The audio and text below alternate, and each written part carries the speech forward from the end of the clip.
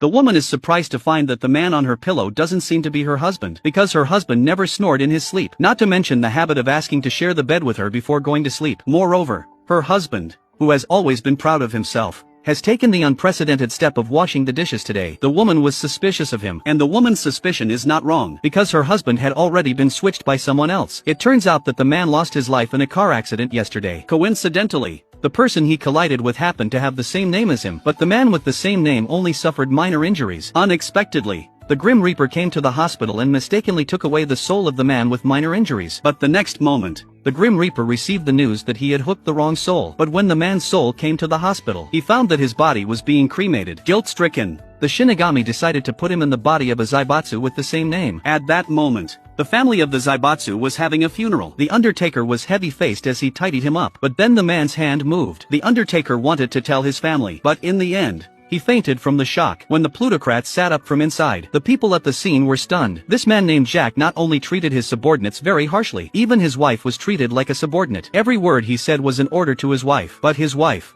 Anna, had had enough of this. She's never had a single moment of care from her husband in her life. The man with the same name is a cook in a small restaurant. He's a tough-looking man, but inside he's a funny boy. The family of 4 is not rich, but they live happily together. Such a humorous, harmonious and dedicated soul is suddenly replaced by a plutocrat with a completely opposite personality. Jack's awakening caused a sensation. The doctors were unable to explain it to the TV stations. The man who woke up was also confused, because he didn't know these family members. It wasn't until he saw the mirror that he realized something. So he borrowed a mobile phone from a woman and dialed his wife Lisa's number. He cried and told her what had happened to him, but Lisa thought it was a scam and hung up on him. Then his childhood friend Carl came to visit him in the hospital. Seeing that Jack didn't recognize himself anymore, Carl thought Jack had lost his memory because of the accident.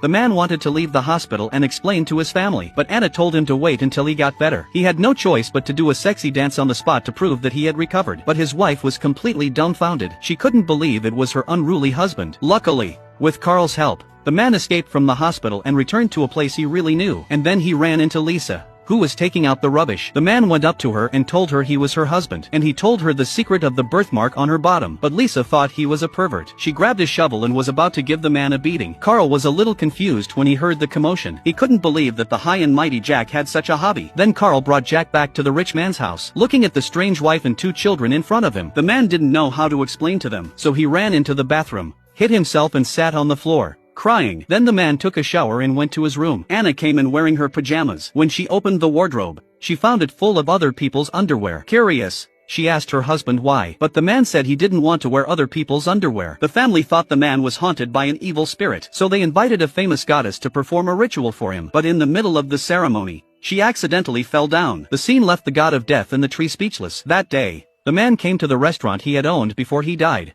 and it was almost closed. So he went back to his wealthy mother to borrow money, and without hesitation, the rich mother gave her son a bag of cash. The man then disguised himself as a courier and sent the money to his wife Lisa. When they opened it, they were shocked. They had never seen so much money in their lives. Luckily, the man had written a letter in the name of a friend. He left his mobile phone number and said to contact him in case of trouble. At this moment, the man's tears could no longer be held back, seeing his family right in front of him but unable to recognize them. But when he got back to the Zaibatsu's home at night, he encountered a new problem.